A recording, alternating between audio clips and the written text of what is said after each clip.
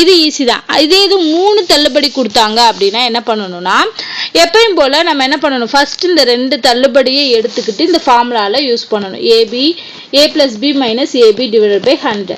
First 2 என்ன இருக்கு, 20 10. So 20 10 போட்டோம்னா இங்கே 30 வரும். 20 10 கூட்டினோம்னா 30, அது 2 பெருக்கணும்னா 200 வரும் டிவைடட் பை 100.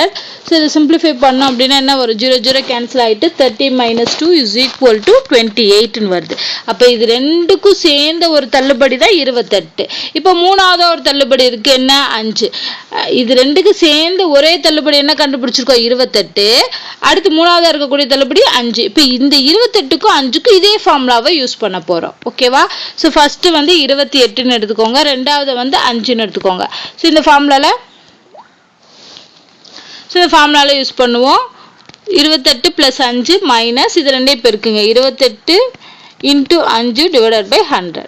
ஸோ இதே மெத்தடு தான் கண்டுபிடிக்க போறோம். இப்போ 28 plus 5 அப்படின்னா என்ன வரும், 33 வரும். ஸோ 33 மைனஸ் 5 5 2 10 20 வரும்.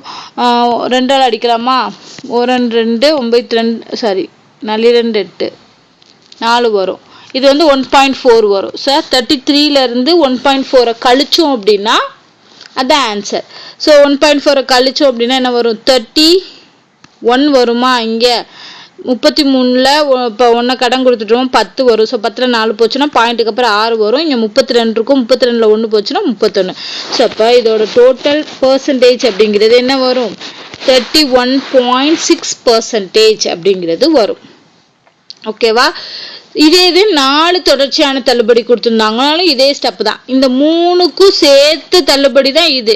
இதுக்கப்புறம் 4ஆவதா கொடுக்குறத நம்ம என்ன பண்ணணும், இதை ஏவாவும் 4ஆவதா கொடுக்குறத பியாவும் எடுத்துட்டு சேம் ஃபார்முலால போடணும். ஓகேவா? இதுதான். ஸோ 2